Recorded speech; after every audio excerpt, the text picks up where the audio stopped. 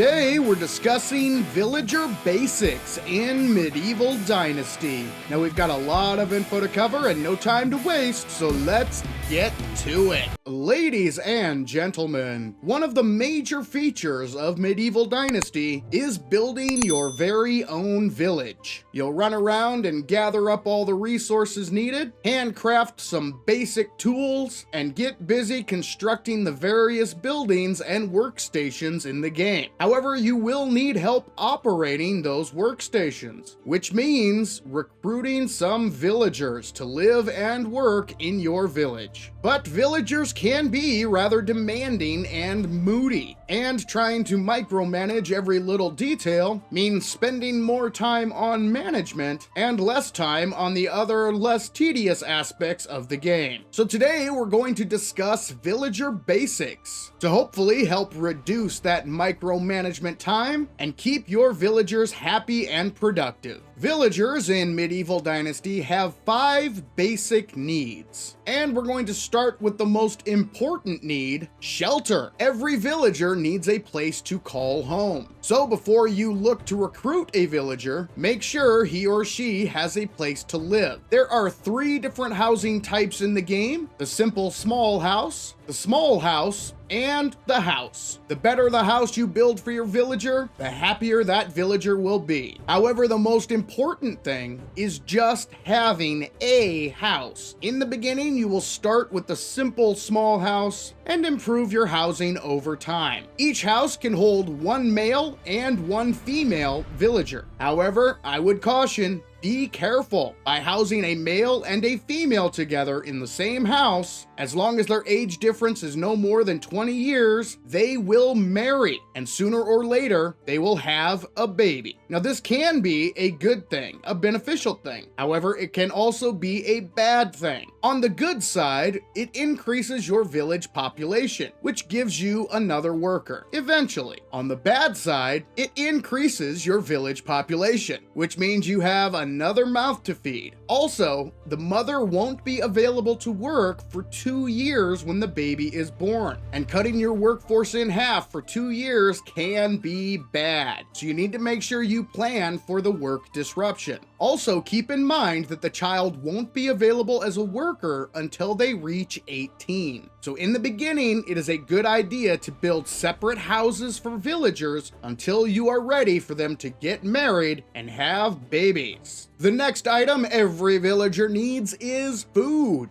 Villagers gotta eat. In the beginning, you will have to hunt or trap game personally. You'll roast meat at a campfire and place the food in the house storage chest for each villager. Now, this can get rather tedious, which is why I recommend that you open up 3 buildings as soon as possible. The first building is the food storage building. All you need in order to open up this bad boy is 5 farming points, but it is absolutely essential. In order to earn those 5 points, all you have to do is build a small field. Once you get the message that says the food storage is now available to build, you can either destroy the farm plots that you just made or save them to plant food later. The benefit of the food storage is the villagers will get food items from here. You will no longer have to deliver food to each villager. It's a central location where all food items are stored. Also, villagers will place food items here for storage, and any food item in the food storage will last a whole lot longer. The next building you definitely want to unlock is the hunting lodge. In order to do this, you need 50 survival points. This is very easy to accomplish. All you gotta do is run around and gather stuff. Pick up sticks and stones, you are good to go. Once you have the hunting lodge built, your villager assigned to the hunting lodge will hunt the meat, dry the meat, and place it in the food storage. All you need to do is provide them a knife, and they will get the job done and keep the rest of the village fed. The third building I highly recommend opening up as soon as possible is the resource storage building. To unlock this, you need 50 building points, which can easily be done by building your starter houses and starter buildings. Every item in the game is broken up into either a resource storage item or a food storage item, and you can check which is which by clicking on the item and looking here. In order to perform the various tasks in the game, villagers are going to need tools. For instance, I mentioned you need a knife for your villager to work the hunting lodge. Well, once you have the resource storage building up and running, your villagers will get the tools they need from this building, so you no longer have to deliver tools to assigned workplaces. Not only will the villagers get tools they need from the resource storage, but the villagers will also deposit resources here as well. It is a one-stop shop for all resources in Medieval Dynasty. Getting these 3 buildings up and running as soon as possible is definitely the way to go. The next item your villagers will need is water. Now, I highly recommend that you build your village next to a water source. Finding yourself a good building spot next to a lake, stream, or river is definitely the way to go. Now, in order to provide water to your villagers, you will need to craft either buckets or water skins. I personally recommend buckets. In order to craft buckets, you have to unlock the Workshop 1, which simply takes 10 production points. These can be easily obtained by crafting basic tools and roasting meat at a campfire. You can purchase the bucket schematic for 50 coins, and then craft away. Take those buckets to the water source, fill them up, and deliver them to the houses, or preferably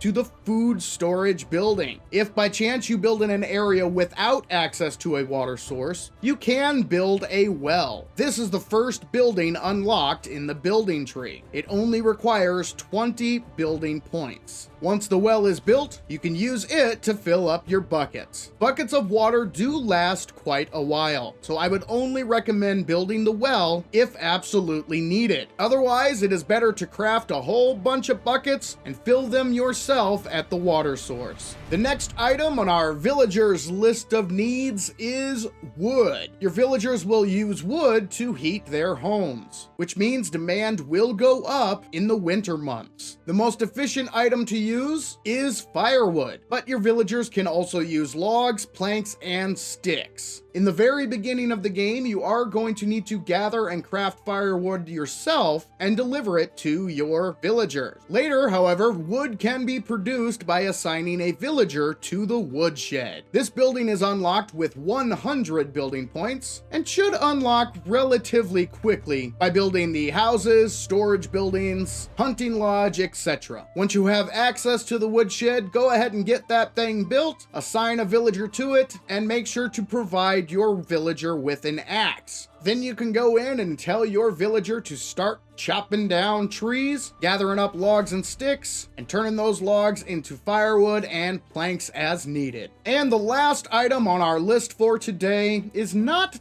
technically a need. However, it is the whole entire purpose for recruiting villagers in the first place. Your villagers need a job. So once you get them on board, be sure to assign them to one of the buildings and put them to work. Once again, that is the main purpose of recruiting villagers. They gather resources so you don't have to. Once you've assigned them to a workstation, make sure they have the necessary tools, either in the resource storage building or in the storage chest of the building they are working in. Hit up your management tab and adjust their work assignments. Decide what they do and how much time they spend on each task. Percentages can be altered at any time, and you will need to tweak them based on the needs of your village. Speaking of which, if you ever want to take a quick glance at your village's needs, you can look right here to see a basic breakdown. This will show you what you have on hand and what your daily usage is for food, water, and wood. The number on the left is what you have on hand, and the number on the right in parentheses is your daily need for that item. Keep these numbers in mind when deciding what your villagers will do and what percentage of their day will be spent on the various tasks. basics. Now, ladies and gentlemen, this was just a basic rundown of villager management. There is much more to it than what we discussed today. However, by following these basic steps, you should give yourself a good start at managing your village. Give your villagers a place to call home, food and water for their bellies, wood for their fires, and assign them a job, and they will stay happy and productive. And be on the lookout for a more advanced guide to take that happiness level even higher in the future. And if you haven't yet, be sure to subscribe to Savin's World so you don't miss that video and any other future Medieval Dynasty tutorials. Simply give that subscribe button a click.